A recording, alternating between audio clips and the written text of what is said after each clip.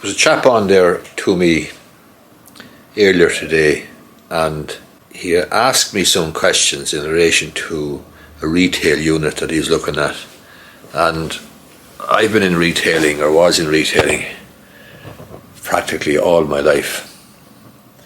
So what I know and what I believe other people know are probably two completely different things. In other words, I assume people know certain things about shop units and leaseholds and freeholds and so on, when in fact that mightn't be true and mightn't be fair. So in this video I want to just have a look at or discuss something that came up in the course of the conversation this morning. This chap is not from Ireland, he's from outside Ireland.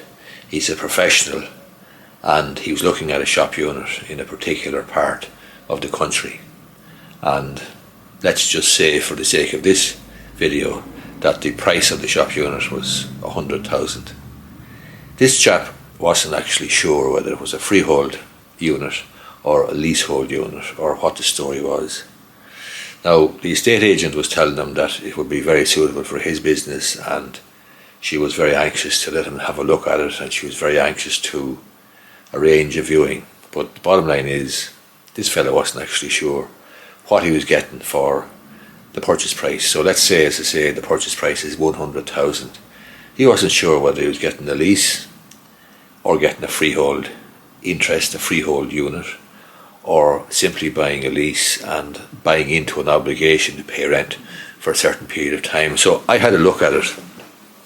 Some of the questions that he was asking, for me, I take for granted the answers to them because I'm at this involvement or engagement in shop units and so on since December 1986. But as I say, it's not fair, I suppose, when I think about it, to assume that other people will understand even basic concepts. So just to be clear, let me just change this video here, or change the angle of this. Just to be absolutely clear, if you're buying a shop unit and it's 100,000, say, or 200,000 or 50,000, you need to be clear whether you're getting a freehold interest or a leasehold interest. As it happens, in this particular case, the 100 grand was going to buy a leasehold interest. The existing lease had 9 years to run. I don't know any more about the lease other than that it had 9 years to run. So it could have been originally a 5 or a 10-year lease, it could have been a 35-year lease, 15, 20 years or whatever. Bottom line is it had 9 years to run. So just to be clear, this chap was being asked to pay 100,000 for the leasehold interest in this property. That obliged him to pay rent, and it obliged him to pay rates and so on and so forth, and stick with or adhere to the other terms and conditions of the lease. But the first thing that you need to be clear about is that it was a leasehold interest and he was being asked to pay 100 grand for the lease. The second thing you need to be clear about is what would happen at the end of the 9 years if there's only 9 years to run. That depends. In the ordinary course of events, you would have a legal entitlement pursuant to the Landlord and Tenant Act 1980 and a later amended act to a new lease. However, if the existing lessee, for example, had signed a deed of renunciation, in other words, they renounced their right to a new lease at the end of or the expiry of the existing lease, then no new lease would be on the cards. So that's something that would have to be investigated in the course of the solicitor doing the work for the purchaser of that shop unit. But I wanted just to be clear that the shop unit could have been leasehold, it could have been freehold, and this chap wasn't actually sure what it was. It was leasehold, the rent was hairy enough, there was rates then obviously as well, and there's only 9 years to go on the lease. So there's a doubt over getting a new lease. There may be a legal entitlement to get a new lease, however there may not be if, as I say, the existing lessee signed a deed of renunciation at the outset when they were taking on the lease.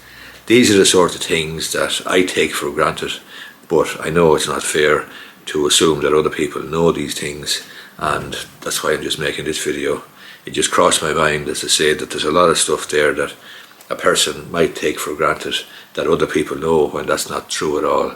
And the questions that chap was asking appeared to me to be dumb questions, stupid questions, but when I think about it more fully, they weren't dumb questions. They were simply sensible questions which required an answer, and he didn't have the answer, which is fair enough because he's not from Ireland, he's from outside Ireland, and he's a professional man. He's not involved in retail or in leases or freeholds or anything else. So hope you find this video useful, and I hope you might give it a thumbs up down below. Any comments you have about leaseholds or freeholds, commercial units, retail, etc., leave them down below, and if you have any questions I'll try and answer them as well. Thanks a lot.